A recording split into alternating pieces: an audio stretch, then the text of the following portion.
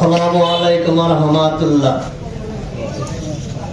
সম্মানিত সভাপতি, আমাদের মাঝে উপস্থিত রয়েছেন আইন শৃঙ্খলা রক্ষাকারী বাহিনীর একজন ঊর্ধ্বতন কর্মকর্তা মোশাররফ সাহেব, আমাদের মাঝে অনেক রাজনৈতিক নেতৃবৃন্দ, সামাজিক ভাবে অনেক উচ্চ মর্যাদা সম্পন্ন ব্যক্তিবর্গ, অনেক পদস্থ ব্যক্তিবর্গ আমাদের মাঝে উপস্থিত রয়েছেন।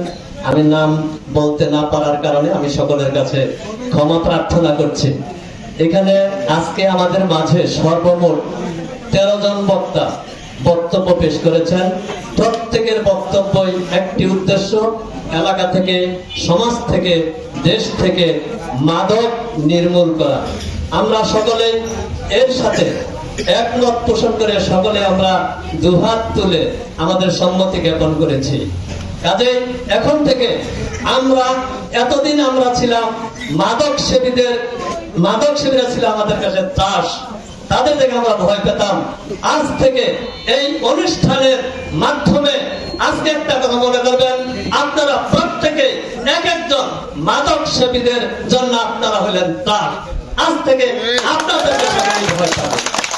আর আমি আরেকটি কথা বলবো, এখান থেকে সর্বমোট 13 জন বক্তা মাদক সেবনের জন্য সুনির্দিষ্ট ভাবে 16টি পয়েন্ট এখানে উল্লেখ করেছেন। আমি একটি একটি করে বলবো না, আমি এখানে যারা কমিটি হবেন তাদের সাথে আমি প্রত্যেকটি প্রস্তাব আমি তাদের হাতে তুলে দেব এবং প্রত্যেকটি প্রস্তাব গ্রহণযোগ্য। আরেকটি কথা আমি বলবো, যাদের সন্তান মাদক সেবন করে, অনেকেই জানেন না, অনেকেই জানেন, যারা জানেন তারা মানেন না, অন্যকে বলতে চান না। আপনার সন্তান যে মাদক সেবন করে এই কথাটা অনেকে বললেও আপনি সেগুলি আমলে নেন না। এইটাই হলো মাদক সম্প্রসারণের একটি মূল কারণ, এটা আমি মনে করি। প্রথমে স্বীকার করতে হবে, প্রত্যেকের সন্তানের গতিবিধি লক্ষ্য করেন। কি কি গতিবিধি লক্ষ্য করবেন আমাদের পুলিশ কর্মকর্তা মহোদয় সুনির্দিষ্ট ভাবে বলতে পারেন। 1 নম্বর হলো তাদের মেজাজ খিটখিটে হয়, তাদের চেহারা বদ চেহারা হয়ে যায়।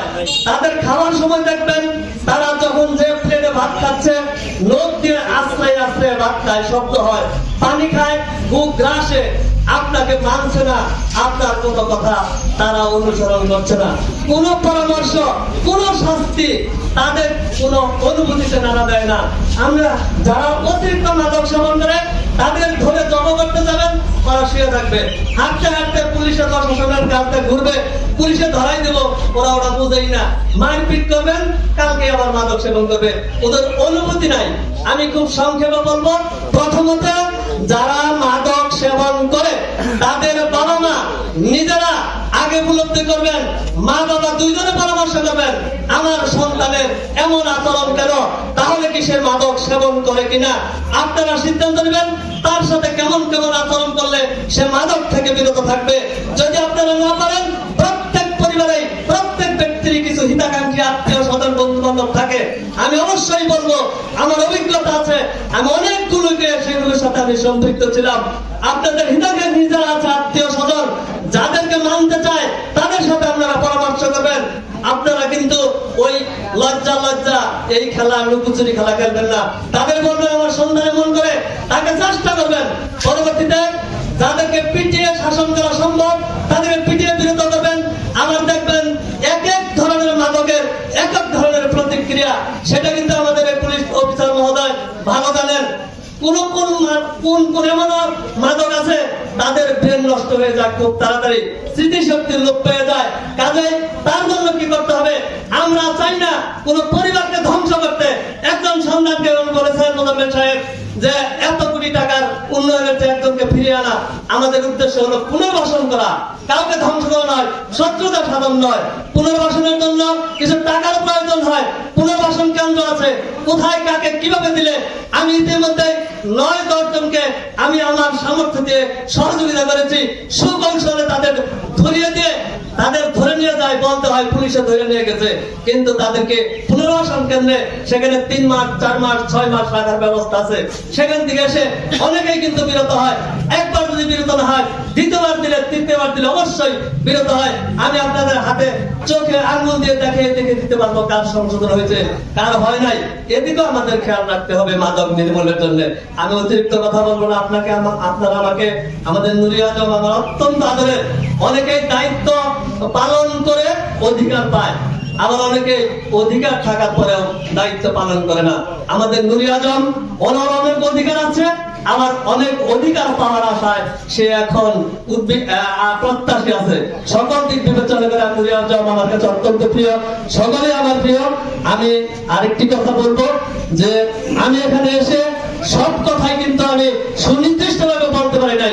অনেক কথা বাকি থেকে গেছে আমার, সেই বাকি থাকা কথাগুলো, এবং যাদের পরিবারে মাদক সেবনকারী সন্তান রয়েছে তারা ওই পুলিশের মহোদয়ের কাছে ধরাইয়া দিলে যে সংশোধন হবে তা কিন্তু না। ওনারাও কিন্তু চান না যে কোনো মাদক সেবী জেলখানে যাক। আইন খুব কিছু কিছু ক্ষেত্রে অনেক হালকা আছে।